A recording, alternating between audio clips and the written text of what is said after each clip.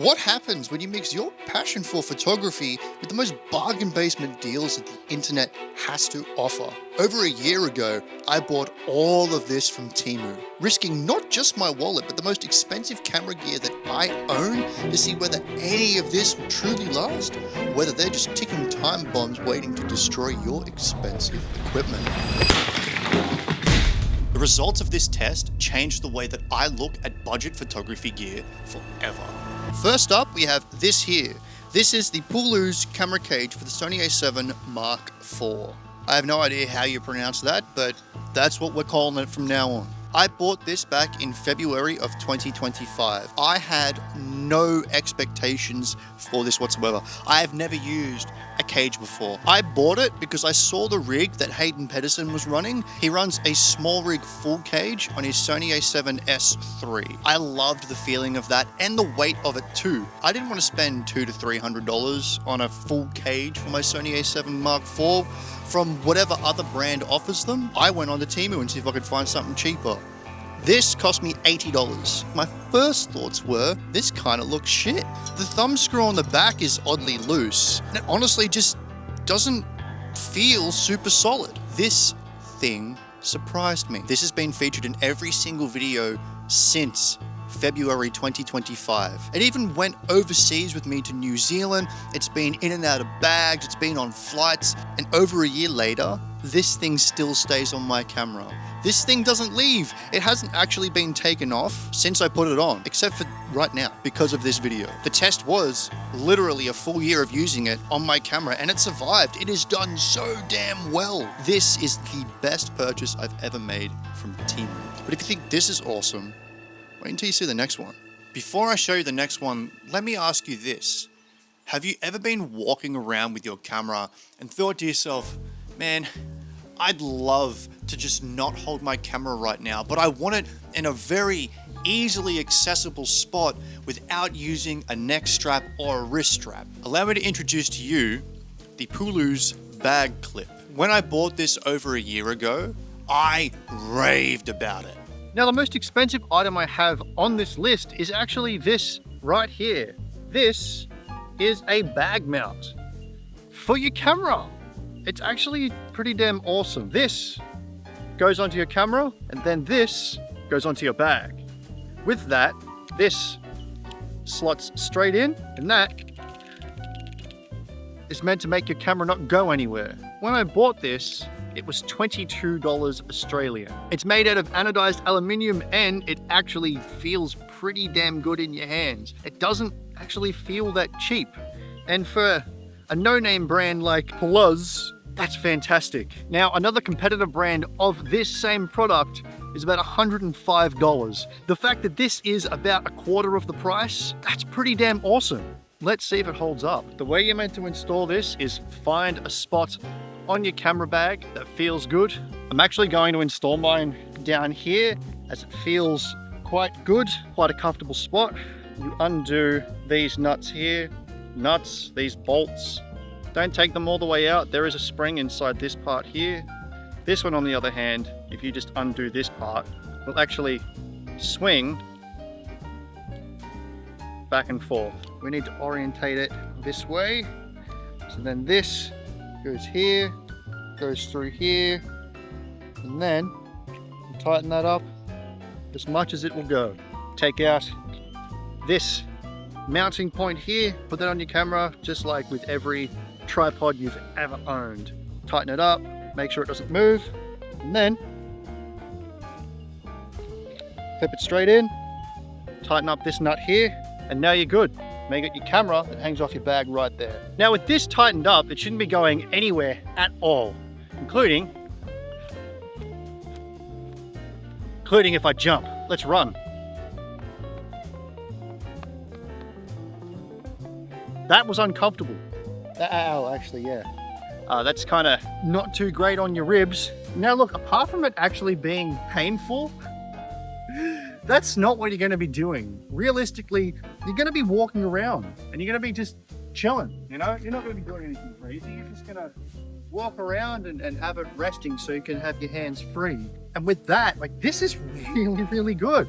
I mean, it could be a little bit better because the The mount is kind of slipping a little bit depending on where you orientate it because it won't get tight enough, which that can be an issue because if that screw backs out, your gear is on the ground, broken, and in not good shape. Now that it's a year later, can I still trust this to hold my camera? Because if I can't, well, that's going to be a very expensive mistake. So just like the initial review, we are going to be putting this onto the bag and we're going to test it out to see if she still survives. Now, just like my first review, there are still a few gripes which I need to attend to with this. I'm actually using a 16mm socket to tighten these up because I wasn't able to get enough purchase on these, meaning I can't tighten these enough just by hand. There is some things that I would like to change. First one actually being these bolts here. The heads on them are incredibly uncomfortable, especially if you have a thick bag, which I do. The straps on my bag are quite thick, so I need to clamp it down quite heavily. One of the things that did worry me in my initial review was this thumb screw here. I would honestly swap that out for something a little bit more heavy duty. Safe to say it has held up, but not the best. I have found that it does back out. As you can see, I've got my microphone on my camera, I've got my other microphone there, and time to tighten that up as much as I can. So we clip this in, this is tight, make sure that's there. Okay, here we go. 3, 2, 1. Oh, that hurt. Oh, wow, it's windy. Oh, ah.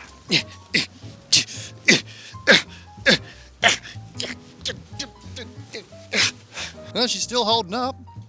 That's pretty damn good to me. Fair warning, just because something hasn't failed yet doesn't mean it won't fail. Yeah, this has survived a full year of use and it's survived all of my tests, but it feels like it's just about to go. Do with that information as you will. Now, this next product is something I completely forgot about. It turned completely invisible, but for all the right reasons. I'm talking about this right here. This is a hot shoe mounted handle. It never got made into a video or even a part of a video because, as I said, it turned invisible into my workflow. I literally just plonked this thing on there and then that was it. That was literally it. There was no testing phase for it. There was even no second guess about it. It just was one of the most useful things that I've ever purchased from Temu. Let me show you why. Where did I put my A7? Here we go. A7 Mark I. So this is all you do.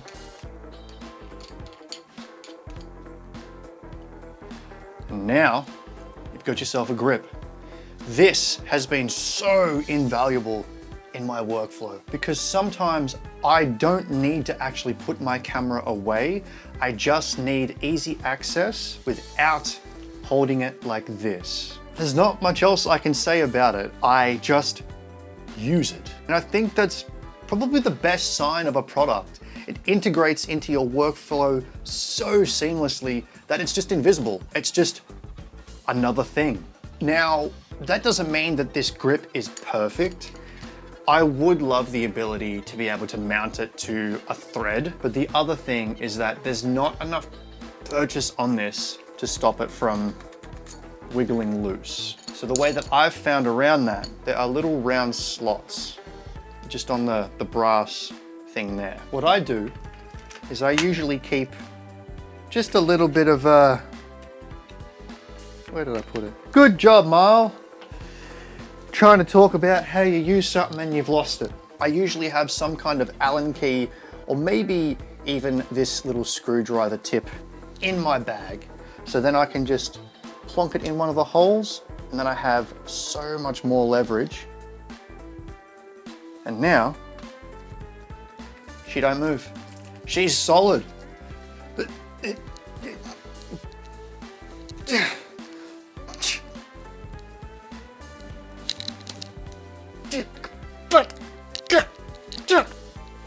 If someone was seeing this and watching this,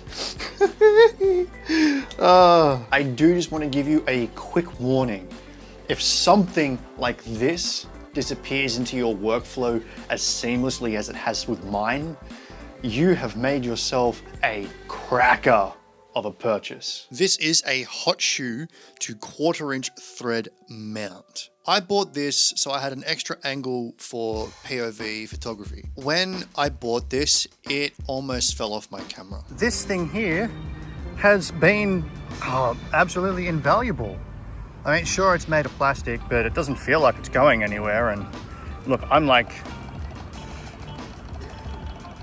shaking my $5,000 camera with this thing holding on just.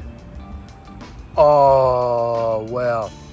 Maybe I spoke too soon. That held on, and it's not like you're gonna be grabbing this by any means, but yeah, for $3, that wasn't too bad at all. And because of that, the last time that I used this, it fell off and it cracked the back of my phone.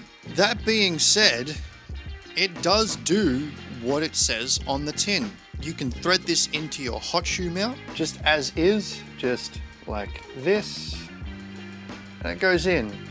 But the thing is like, it's not super tight, like that wiggles out and no pressure at all, it's out. So let me ask you, do you really need this, or is it just more Temu clutter? Yeah, I can't back this. Even though it does exactly what it's meant to do, it just doesn't do it any good. This next one I didn't trust whatsoever at all. This one was quite scary. Let me show you. We have this lens and sensor cleaning kit.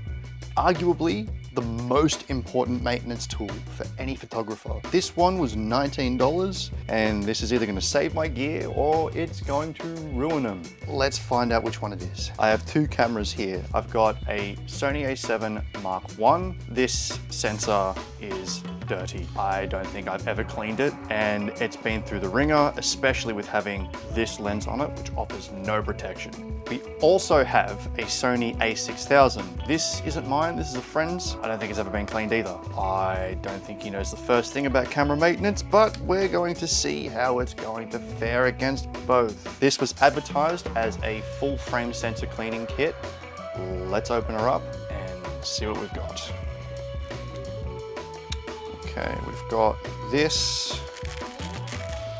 I don't think this is meant to be like this. A container, a little spray bottle, some tweezers, a makeup brush. Pretty sure this is for your lens. Some more wipes, cleaning wipe wet, cleaning wipe dry, and there's a few here. APS-C sensor swabs, 3 of those, and 4 if we count this one that was just lying around in there. That's not good. And some Q-tips. First of all, one of the most glaringly obvious wrong things is that advertised as a full frame sensor cleaning kit, this is not a full-size sensor swab. This is an APS-C swab. Just to give you an idea, you might be able to see the size for reference. That's not right.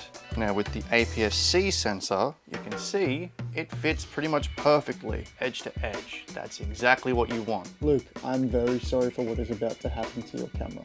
This has a hair on it already. Oh, I see it.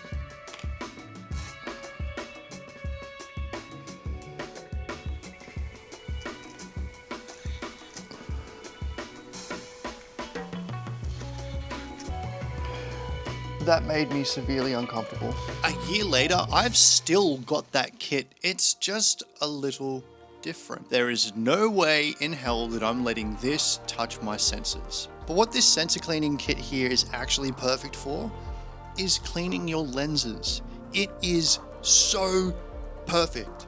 It is absolutely perfect. And there's also little add-ons here, like I use isopropyl alcohol and like the lens wipes and all that stuff that's in here. There's Q-tips. There's even like makeup brush stuff that helps get into little nooks and crannies of your lenses. For basic cleaning, this is fantastic. Cheap gear isn't dangerous.